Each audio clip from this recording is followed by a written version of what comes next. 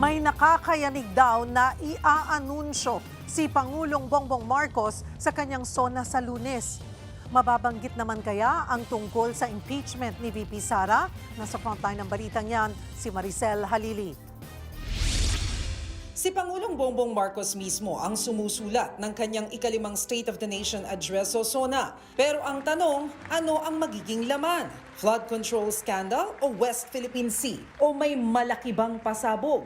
Halos tapos na raw ang talumpati ng Pangulo. Pero depende pa sa rehearsal sa linggo kung gaano kahaba ito. Sa ngayon po, ang Pangulo po ay malapit na matapos at nire-review ang kanyang speech. At hindi ko po maisisiwalat kung ano ang kanyang maaaring sabihin dahil hindi ko pa rin po nakikita at hindi ko pa rin po nadidinig kung anong kanyang sasabihin. Hindi pa rin inilalahad ng Malacanang ang mga paksang tatalakayin pero meron daw dapat abangan. Should we expect earth-shaking announcements during the SONA of the President? Lagi naman pong ganon. Definitely hindi mawawala ang mga naging accomplishments ng administrasyon. Pero kung ano pa ang kanyang sasabihin, hintayin po natin sa Lunes.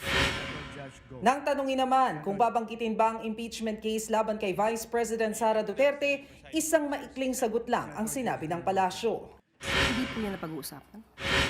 Habang hindi pa nalalaman ang sasabihin ng Pangulo, may sarili namang wish list ang mga mambabatas. Mula sa mas detalyadong plano sa ekonomiya, pagtulong sa agrikultura, pagbaba ng presyo ng langis, hanggang sa mga panukalang gaya ng land use, freedom of information at paglaban sa political dynasty. Yung mga short-term plan po na very crucial for the next 2 years. Ako siguro specific, targeted by the numbers, hindi yung sweeping. So mas surgical po siguro na SONA yung ine-expect ko. Very important na mag-clarify siyempre yung Pangulo doon sa bago ho nating economic status bilang bansa. Yung pong pag-abot ng upper middle income status. No? At ano ho yung ibig sabihin po nito sa mga ordinaryong Pilipino.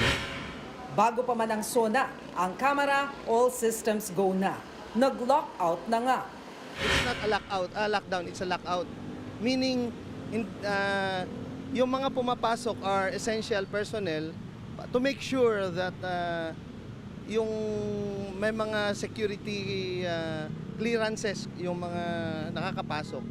Meron ding SONA Pass na may QR code para sa mas mahigpit na verification. Todo rin ang paghihigpit sa seguridad lalo't may aktibong banta pa rin sa buhay ng Pangulo. Well, always naman, on the security side, we always consider yung mga all possibilities na threat. Sa labas naman, naka-full alert na ang NCRPO mula sa linggo. Mahigit 20,000 police ang ide-deploy. Nagbabalita mula sa frontline, Maricel Halili, News 5. Mga kapatid, Julius Babaw po. Para sa komprehensibo at makabuluhang balitaan at talakayan, mag-follow at mag-subscribe na sa social media pages ng News 5.